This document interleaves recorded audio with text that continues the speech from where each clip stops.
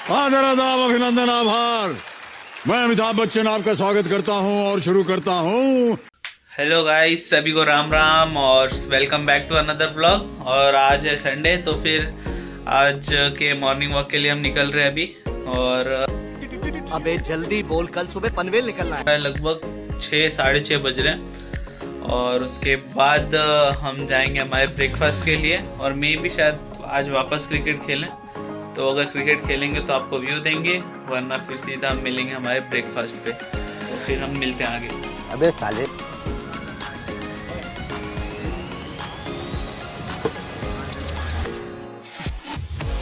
तो शुरू होते ही खत्म हो गया है। तो ये था हमारा कुछ क्रिकेट का व्यू।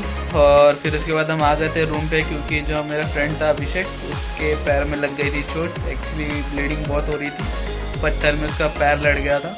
फिर उसके बाद उसका थोड़ा ट्रीटमेंट किया, डेटॉल से धोया नॉर्मली। और उसके बाद फिर हम आ गए अपने रूम पे। फिर ब्रेकफास्ट हमने मंगवाया था सैंडविच और उसे ख़त्म किया। और अब मैं जा रहा हूँ थोड़ा सा ग्रूमिंग करने। एक्चुअली बाल थोड़े मैसी हो रखे हैं, तो हल्का सा शेप दूंगा, छोटे तो मतलब नहीं कराऊंगा। तो फिर मिलते हैं आगे, मे भी शायद कटिंग के आने के बाद ही। झूठ बोल रहा है। सो गाइस, हमारा मतलब दिन तो मतलब बहुत पहले ही ख़त्म हो गया था, बट हमने ना दोपहर में कुछ व्लॉग किया है। एक्चुअली हेयर कट करवा के आए, तो उसके बाद सीधा हम स्टडीज़ पे बैठ गए हमारे, फ्रेश होने के बाद, खाने पीने के बाद। तो फिर उसके बाद 5 आवर का स्टडीज़ हमने वहाँ पे कंप्लीट किया। और बीच में ब्रेक भी लिया था 1 आवर का। और एक्चुअली बट सब टोटल तो उसका 5 आवर्स हो रहा है। और फिर उसके बाद 8 बजे के आसपास मुझे आ जाती है नींद। तो फिर नींद 2.5 घंटे की नींद कंप्लीट करने के बाद 11:30 बजे मैं उठता हूँ। थोड़े बहुत मतलब फ़ोन यूज़ करता हूँ। फ़ोन यूज़ करने के बाद अपने स्टडीज़ पे बैठ जाता हूँ। और स्टडीज़ कंप्लीट करने के बाद अभी कुछ बज रहे 2:30 बज रहे होंगे, और नींद नहीं आ रही थी, तो सोचा वीडियो का जो लास्ट पार्ट है वही बोल दिया जाए, वरना कल के व्लॉग में, कल के दिन में ये व्लॉगिंग का जो लास्ट पार्ट था वो करता। एक्चुअली बहुत दिनों से किया भी नहीं था, क्योंकि कुछ रहता नहीं है, नॉर्मल लाइफ रहती है, तो फिर क्या ही करूँ। और एक एज अ मेमोरी बना रहा हूँ, तो फिर कुछ अलग होगा तो ही फिर कुछ करूँ, वरना डेली तो मतलब पता ही रहेगा कि ये किया था। तो फिर हेयर कट का लुक तो कुछ बढ़िया ही लग रहा है। एक्चुअली मुझे करवाना नहीं था, बट घर से बोला गया पापा के द्वारा, तो हमने करवा दिया। क्योंकि एक्चुअली अभी हमें घर भी जाने का है। कितना आज 12 तारीख है, 3 दिन बाद जाने का है। तो फिर उसका भी व्लॉग डालूंगा ज़रूर, क्योंकि ट्रेन का डालूंगा, लेकिन घर पे जाने का पता नहीं कि कुछ डालूँ या ना डालूँ। तो फिर हम चलते हैं अपने वीडियो के लास्ट पार्ट पे, और वो है जो हम मोटिवेशन लेते हैं लोगों से। बट आज हम लेंगे थोड़ी एक अलग कम्युनिटी से, वो है ई स्पोर्ट्स से। हाँ, ई स्पोर्ट्स हर एक बच्चे को मना किया जाता है कि गेम्स मत खेलो एंड ऑल, बट कुछ बच्चे ऐसे होते हैं जो अपने पेरेंट्स से ज़िद करके लड़ के एक पर्टिकुलर टाइम मांगने के बाद वो उसमें घुसते हैं, और फिर उसके अंदर सक्सेस लेने के बाद अपने आप को प्रूव करते हैं वो, और प्राउड भी करवाते हैं अपने पेरेंट्स को। ये पहले ये एक वीडियो देखो। मेडल और चेक्स के साथ साथ अब टीम ओरंगुटान को ये जिम्मेदारी भी मिलती है कि वो हमारे देश को ग्लोबली रिप्रेजेंट करें। This is the ticket to the global stage orangutan. Make India proud. We are proud of you already. A trophy, their flex, their pride. Here we go, the champions of BGMI Showdown 2025, ladies and gentlemen, Orangutan!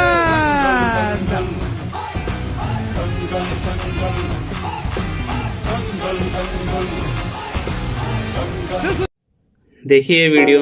Actually ये video थी team orangutan की।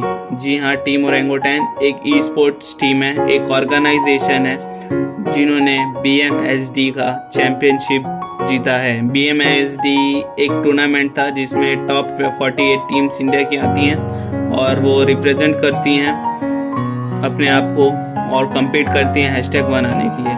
#1 आने में ऐसा क्या था, actually top 48 teams जो India की आई थी उसमें जो #1 आता वो अपने इंडिया को रिप्रेजेंट करता, और इसका विनर है टीम ओरेंगोटैन, जो अब हमें रिप्रेजेंट करने वाले हैं ग्लोबल लेवल पे। एक्चुअली 2 स्लॉट्स और बचे हैं, बट वो आएंगे compete करने के बाद। किससे? साउथ कोरिया, जापान, और ये ओरेंगोटैन के अलावा BMSD में जो टॉप 8 टीम्स थे इंक्लूडिंग ओरेंगोटैन, वो 8 टीम, और उसके बाद जापान के 8 टीमें और कोरिया की 8 टीमें ये compete करेंगी, और इसमें जो भी आएगा #1 और 2 में भी समथिंग कुछ ऐसा ही है, वो रिप्रेजेंट करेगा हमारे इंडिया को इंक्लूडिंग दिस। यानी इन्हें तो सीधा डायरेक्ट टिकट मिला है ग्लोबली रिप्रेजेंट करने का, बट बाकी जो 8 टीमें थी BMSD की टॉप 8 टीमें, उन्हें वापस वहाँ पे मौका मिला compete करने का, और वहाँ पे अगर वो जीतते हैं तो फिर उन्हें वेल एंड गुड और बहुत बड़ा मौका मिलेगा अपनी इंडिया को रिप्रेजेंट करने का। तो टीम ओरेंगोटैन की हम स्टोरी जानते हैं। ये ऑर्ग बनती है 2021 में, और उसके बाद उन्होंने लोकल अपना पहला ही जो टूर्नामेंट था वो जीता 2021 में। फिर उसके बाद 2023 में एक्चुअली उन्होंने फिर जीता है, वो भी मे बी शायद लोकल ही था, maybe I am wrong, but हाँ वो लोकल ही था। लेकिन उसके बाद लगातार 2 साल वो कंसिस्टेंट रहते हैं 2, 4, 5 समथिंग ऐसा टूर्नामेंट्स में इनके आते रहते हैं, मतलब रनर्स अप रहते हैं, सेकंड रनर अप रहते हैं, बट वो ट्रॉफी नहीं जीत पाते। तो इन्हें एक चोकर का टैग मिल गया था थ्रो, और इस कम्युनिटी में एक वर्ड है थ्रोवर, यानी जो मेन थ्रोवर, मतलब इस कम्युनिटी में मीनिंग ये है कि खुद की विनिंग किसी और को दे देना अपनी गलतियों की वजह से, तो थ्रोवर का टैग दे दिया। ऐसा कर करके यानी इनका कर्ज बना दिया था भाई। तो फिर उसके बाद 2025 में एक IQ के द्वारा स्पॉन्सरशिप रहती है एक टूर्नामेंट BGMI की, BGMI यानी PUBG की बात कर रहा हूँ मैं। तो फिर वो जीतती है टीम, और फिर पूरे कर्ज तोड़ते कि नहीं, we are not chokers anymore. फिर उसके बाद एक और टूर्नामेंट खेलती है, वो टूर्नामेंट का नाम मुझे नहीं याद है क्योंकि मैं उतना क्लोजली नहीं फॉलो करता, बट ऊपर से ज़रूर करता हूँ। फिर करने के बाद उन्हें मौका मतलब नहीं मिला वहाँ पे फर्स्ट आने का, बट वो उतना इम्पोर्टेंट भी मतलब नहीं बोल सकते। प्लेयर पॉइंट ऑफ व्यू बहुत इंपॉर्टेंट रहता है, but global point of view से वो टूर्नामेंट एक वार्म अप टूर्नामेंट था इस टूर्नामेंट के लिए। तो फिर यहाँ पे वो है #1, यानी जितने भी कर्ज थे उन्हें तोड़ा है, और वो फाइनली हमारी टीम इंडिया को रिप्रेजेंट करेगी। तो अब हम बात करेंगे इस कैप्टन की, इस टीम के कैप्टन आरू की, या जो अभी वीडियो आपने देखी उसमें जो अपनी मदर को हक कर रहा था, उस बंदे का नाम है आरू। और डू यू नो कि उसकी जो मदर है वो एक्चुअली प्रिंसिपल है, और वो मतलब सोचो वो बंदा कहाँ से आ रहा है भाई। सोचो तुम कि वो एक टीचर का बेटा था, उसको क्या कितना मतलब कितनी मुश्किल रहेगी कन्विंस करने के लिए अपनी मदर को कि मुझे सारी स्टडीज़ को फर्दर साइड में रख के मुझे गेमिंग में अपना करियर बनाने का है।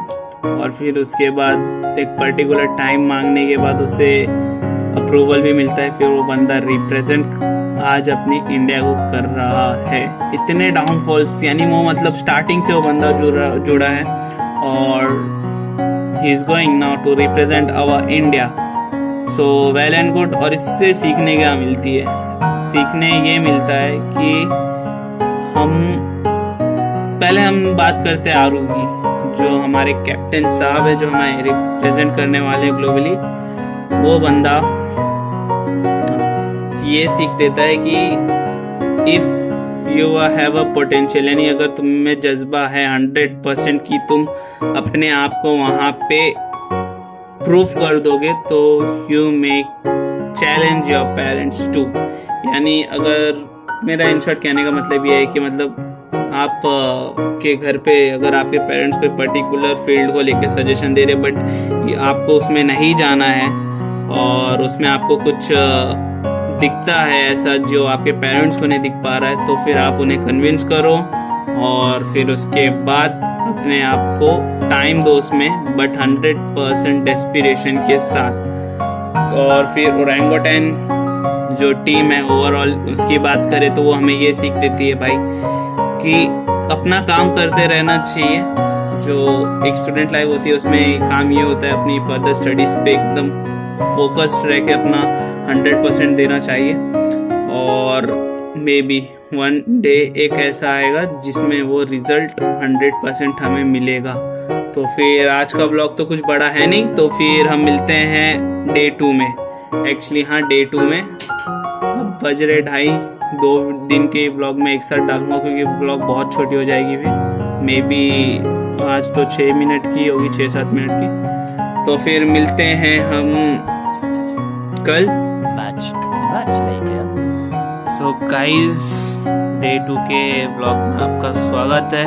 और रात को मैंने एक बात बोली थी कि पेरेंट्स के अगेंस्ट जाके लोग अपने डिसीजंस बनाते हैं और सक्सेस मिलती है most of the sports player में, और जो कि ट्रू है। बट ये इम्पोर्टेंट नहीं है कि हमारे डिसीजंस भी सही हो। तो फिर थिंक थॉटफुली। मेरे कहने का ये मतलब नहीं था कि go against our parents and do something. So thoughtfully, ज़रूरी नहीं है कि अगर हर एक बंदा अगेंस्ट जाएगा तो उसे सक्सेस मिलेगी। एक्चुअली हर तरफ से सोच के हमें अपने डिसीजंस बनाने चाहिए। तो फिर ठीक है, आज के दिन की शुरुआत हो चुकी है। 7 बज रहे। मैं एक्चुअली सोया था 4 बजे, फिर 3 घंटे की नींद पूरी करके मैं उठ चुका हूँ। और फिर देखते हैं कि मैं वॉकिंग पे जाऊँ या ना जाऊँ।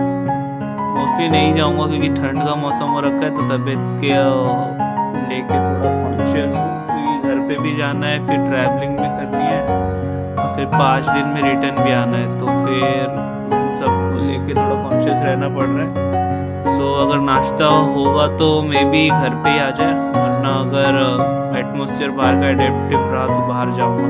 अगर जाऊँगा तो ज़रूर दिखाऊँगा। तो फिर अभी मैं होने जा रहा फ़िलहाल फ्रेश, और फिर फ्रेश होने के बाद मैं बैठूँगा अपने स्टडीज़ पे। तो फिर मिलते हैं आगे। सो गाइस, मन तो नहीं था बट हम निकल गए। एक्चुअली भूख भी लग रही थी। वो देख सकते हो पीछे का व्यू। सूरज दादा आज प्रॉपर आ चुके हैं क्योंकि आज हम 8 बजे निकले अपने वॉकिंग पे। भाई ने किया ज्वाइन, और कल भाई की टांग पे लगी थी चोट, फिलहाल ठीक हो गई है। तो फिर कल तो नहीं निकले थे, आज निकल रहे हम। तो फिर हम मिलते हैं आपको आगे, देखते हैं क्या खाते हैं। सो गाइज, हम निकल रहे हैं हमारे क्लास के लिए। एक्चुअली थोड़ा 2-3 मिनट हमें लेट हो गया, तो मे बी आज कुछ मिल जाए, कुछ क्लास का ऐसा सीन तो हम दिखा देंगे, वरना फिर सीधा मिलते हैं हम शाम में। और मे भी थोड़ा रोड का व्यू देंगे इफ़ पॉसिबल, क्योंकि थोड़ा शायद वो वीडियो बनाना हर जगह जमता नहीं है। तो फिर मिलते हैं, बाय। अच्छा, ठीक है। क्या ही गर्मी है, मज़ा आ रहा है इस गर्मी में चलने का। हाँ गाइस, थोड़ा बहुत तो मज़ा आ रहा है, बट हालत और ख़राब हो रही है मेरी तो। भाई गर्मी है यार। मेरे एक फ्रेंड ने बोला कि भाई तेरे लिप्स बहुत सूखे सूखे लगते हैं। तो भाई रीज़न देख ले यार, फिर उसके बाद मत बोलियो। तो फिर कोई ना, अब ऐसा ही कुछ भी मिलेगा, मे भी क्लास में भी कुछ मिले। तो ठीक है, मिलते हैं आगे। अच्छा,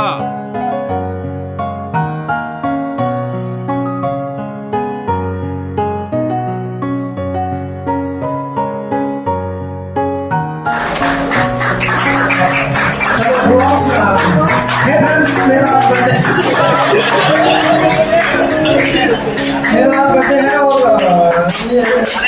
मेरे साथ में खुद की कंपनी से वालीलाल का केक मंगवाया है और हम इसको काटते हैं।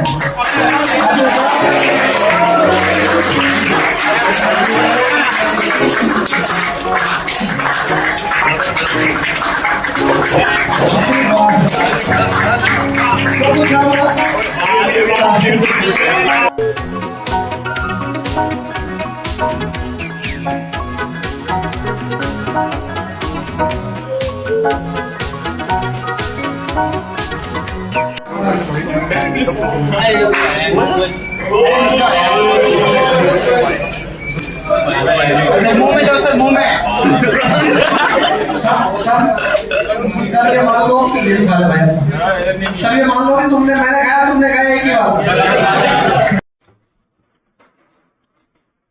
क्या बोलूं मैं इस पे, क्या बोलूं क्या मैं इस पे, मैं कुछ बोल ही नहीं सकता।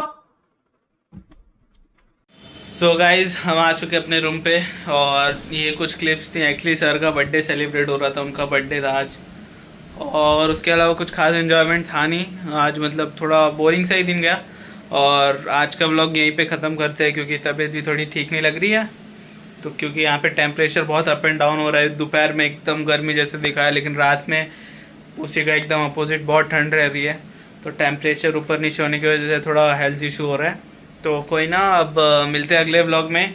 इस ब्लॉग में हम ऑलरेडी बात कर चुके हैं टीम ओरंगुटैन की, कि कुछ बंदे ऐसे होते हैं जो अपने पेरेंट्स के अगेंस्ट जाते हैं और अपने आप को साबित करते हैं और एक स्टेटमेंट देते हैं, लोगों को दर्शाते हैं कि अगर हमारा थॉट यूज़फुल है तो फिर maybe parents for some days they will be against, but when you will get success so they will be happy too. तो फिर मिलते हैं अगले ब्लॉग में। आज का ब्लॉग यहीं पे ख़त्म करते हैं। खाना पीना हमारा हो चुका है, एक्चुअली 9 बज रहे हैं, 8 बजे ही छुट्टी हो जाती है। तो हम आते आते अपना डिनर करके आ चुके हैं। तो फिर मिलते हैं हम अगले ब्लॉग में। बाय। और कल के ब्लॉग में मे बी 15 तारीख को मैं जा रहा हूँ अपने घर। रात में मेरी ट्रेन है कुछ 11 बजे के आसपास की। तो फिर एक्चुअली टीचर्स को देने के लिए मे बी कल हम थोड़े गिफ्ट्स खरीदें। तो फिर हम मिलते हैं अगले ब्लॉग में, यानी कल के ब्लॉग में। तो तब तक के लिए बाय।